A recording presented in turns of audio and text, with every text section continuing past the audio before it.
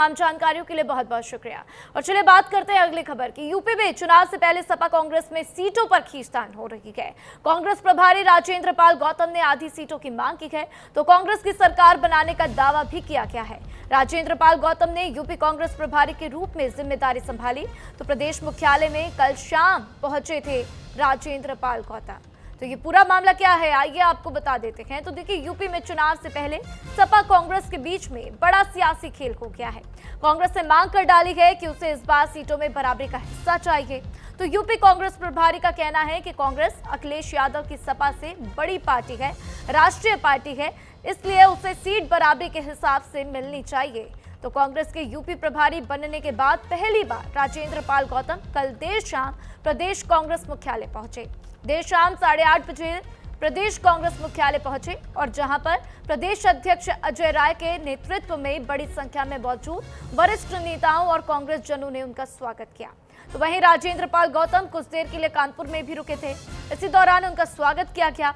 दिल्ली और लखनऊ के पूरे रास्ते पर जगह जगह पर जिला और शहर कांग्रेस अध्यक्षों के नेतृत्व में भारी संख्या में कांग्रेस जनों ने उनका जोरदार स्वागत किया। तो देखिए अब किस तरीके से 27 की तैयारी लगभग सभी पार्टियां जो हैं पूरी करती हुई तैयारियों में लगी हुई हैं, लेकिन इसी बीच कांग्रेस और सपा के बीच में सीटों के बंटवारों को लेकर मंथन होता हुआ और ऐसे में खींचतान भी नजर आ रही है। जाहिर सी बात है कि सपा इस बात पर तैयार होती हुई शायद नजर ना आए, क्योंकि सपा अच्छे से जानती है कि कांग्रेस के साथ यूपी चुनाव लड़ना, बराबरी में सीटें देना कहीं ना कहीं सपा के लिए नुकसानदायक हो सकता है। हालांकि क्या कुछ निर्णय होगा ये आने वाले वक्त में पता चलेगा, लेकिन फिलहाल ये जानकारी है कि सीटों को लेकर खींचतान होती हुई समाजवादी पार्टी और कांग्रेस के बीच में नजर आ रही है।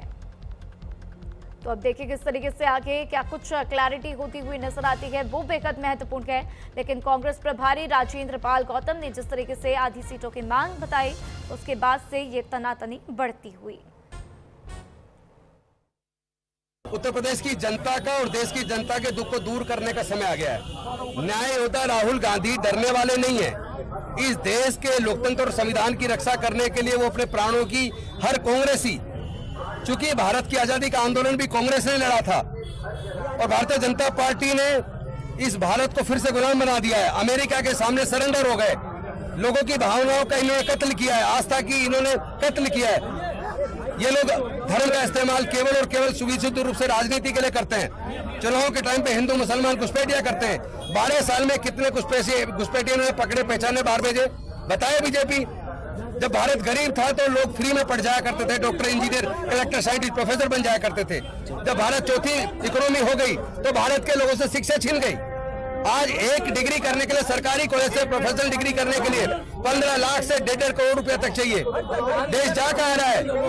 ये लोग चंदा चोर लोग, विधायक चोर लोग, सांसद चोर लोग अब तो पार्टी की पार्टी चुरा रहे हैं और लोगों की आस्था की चोरी कर रहे हैं। इन्होंने लोगों की आस्था का कत्ल किया है। अब इनको जवाब देने का समय आ गया, एक्सपोज हो गए। और इसी के साथ फिलहाल इस बुलेटिन में इतना ही।